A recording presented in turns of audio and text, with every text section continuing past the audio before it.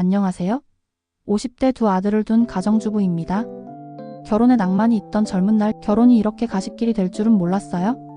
혼전 임신 책임지겠다며 행복하게 해주겠다는 약속의 프로포즈를 받고 급하게 결혼식을 올렸죠. 친정에서는 없는 돈까지 쥐어짜 혼수를 마련했는데 시댁은 그걸 보고 비웃었어요. 이게 혼수야? 우리 아들한테 이런 걸 가져와? 그래도 행복했던 신혼여행. 그 이후로 저의 시집 살이는 시작되었죠. 시어머니께서는 저에게 내 아들 뺏어갔으니 이제 너가 이 집 살림 알아서 다 해야 한다며 자신의 텅 빈 통장을 던지듯이 주었죠. 그 순간 알았죠. 난 이 집에서 며느리가 아니라 식모일 뿐이라는 걸. 시어머니는 매일같이 트집을 잡았어요. 밥이 이게 뭐야? 다시 해. 청소를 왜 이렇게 대충 해? 너는 도대체 어디서 배운 거야? 차라리 모르는 사람한테 무시당하는 게 나을 지경이었어요. 그래도 참았어요. 언젠가는 시댁이 날 가족으로 받아주겠지 믿고 또 믿었죠. 근데요, 그 믿음이 깨지는 데는 오래 걸리지 않았어요. 첫째 아들을 낳았을 때 처음으로 시부모님 얼굴에 미소가 떠올랐어요. 아, 이제는 나를 인정해 주시려나? 그건 착각이었어요. 시어머니는 아이를 내 품에서 강제로 빼앗다시피 안아갔어요. 우리 집 장손이다. 내가 어떻게 키운다고? 그렇게 젖이 안 나와서 귀한 장손이 배라도 고르면 어쩌려고.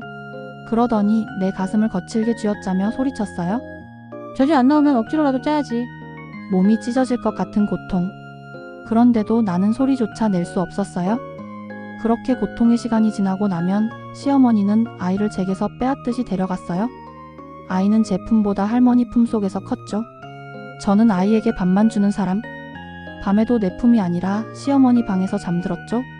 나는 멍하니 누워서 아이를 그리워하며 눈물만 삼켰어요. 그러다 둘째를 가졌어요. 하지만 계속된 시집살이에 내 몸이 버티질 못했죠. 8개월 만에 아이를 잃었어요.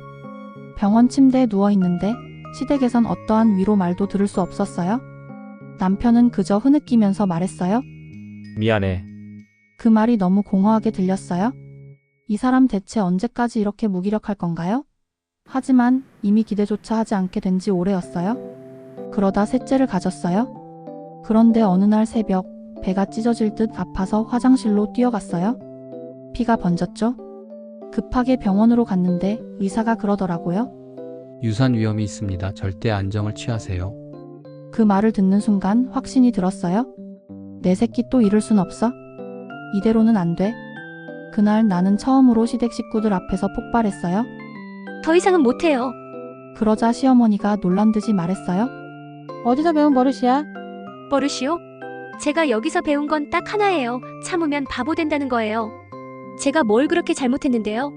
혼수 부족하다고 무시당하고 제 아이까지 본인 품에 넣으시고 심지어 유산까지 한 저에게 위로는커녕 제 몸이 약하다는 둥 타박이나 하셨죠. 저는 당신들 눈치 보면서 살지 않을 거예요. 내 인생, 내 아이, 내 가정을 내가 지킬 거예요. 남편이 다급하게 내 손을 붙잡고 절 말렸어요. 여보, 진정해. 그렇게까지 할 필요는. 이제 당신도 선택해. 나랑 애들이랑 살 건지 아니면 그냥 평생 이 집 아들이면서 살 건지. 시어머니가 소리를 질렀어요. 감히 내가? 그래요. 이제 감히 그러려고요. 내 새끼 제가 지켜요. 짐을 대충 싸서 문을 박차고 나왔어요. 남편이 뒤쫓아왔고 결국 시댁에서 독립했죠. 독립한 첫날 밤 첫째 아이를 품에 안고 자려는데 첫째가 날 밀어내며 말했어요. 엄마 할머니는? 할머니랑 잘래. 그 말을 듣는데 가슴이 무너졌어요. 참았던 눈물이 터졌죠. 아이가 이렇게 크는 동안 한 번을 같이 못 자. 아들이 엄마와 함께 자는 것이 어색하고 불편해서 뒤척거리는데 시어머니가 원망스럽고 괴로웠어요. 다짐했어요. 2번은 안 뺏기겠다고. 둘째를 무사히 출산했지만 시어머니는 끝까지 날 괴롭혔어요. 병실까지 찾아와서 비아냥거렸죠. 너도 아들 뺏길 날만 남았다. 우리 아들 손주가 말라 보이는데 밥은 잘 챙겨주긴 했냐? 나가 사니까 너는 살찐 것 같다. 남편이 말렸지만 시어머니는 멈추지 않았죠. 저는 고단한 몸을 회복하기 위해 귀를 막고 눈을 감았어요.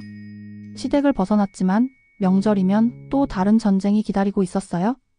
여전히 시댁에 가면 전 주방을 지켰고 같은 공간에서 밥을 먹으면서도 끝까지 저는 그 집의 가족이 되지 못했어요. 매번 명절 스트레스에 몸 앓기를 수백 번 용기 내어 남편에게 말했어요. 이제 명절엔 애들하고만 다녀왔으면 좋겠어요. 나도 이제 친정 식구들하고 명절 보내고 싶어요. 그러자 남편은 그러더군요. 나도 지쳤어. 두 사람 사이에서 내가 얼마나 피 마르는 줄 알아? 곧 죽을 늙으니 당신이 좀 참으면 안 돼? 조금만 참으면 될걸. 왜 자꾸 싸움을 만들어? 남편의 따뜻한 말은 기대하지도 않았지만 오히려 본인이 더 힘들었다 소리치는 남편을 보니 마음의 뿌리가 뜯겨져 나가는 것 같았죠. 아, 내가 참으면 되는 거구나. 그래 나는 또 못 참았구나. 이 일이 있고 얼마 후 TV에서 폭삭 속았수다라는 드라마를 봤어요. 거기 나오는 여자는 가난했지만 남편의 보호 속에 사랑받으며 웃고 있더라고요. 문득 생각했어요. 나도 그런 사랑을 받았다면 어땠을까? 돈이 없어도 날 따뜻하게 감싸주는 남편이 있었다면? 한참 생각하다가 거울을 봤어요. 거기엔 어릴 적 엄마 품속에서 미래를 이야기하던 찬란한 내 모습은 어디에도 없었어요. 오직 희생만 해온 여자. 꿈도 좋아하던 것도 모두 잊은 채 그저 며느리로, 남편의 아내로, 엄마로만 살아온 흰머리와 주름이 가득해진 나밖에 없었죠. 그런데 이대로 끝낼 수는 없잖아요.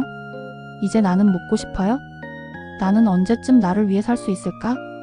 이 질문이 날 다시 움직이게 만들까요? 무엇부터 용기 있게 시작해봐야 할까요?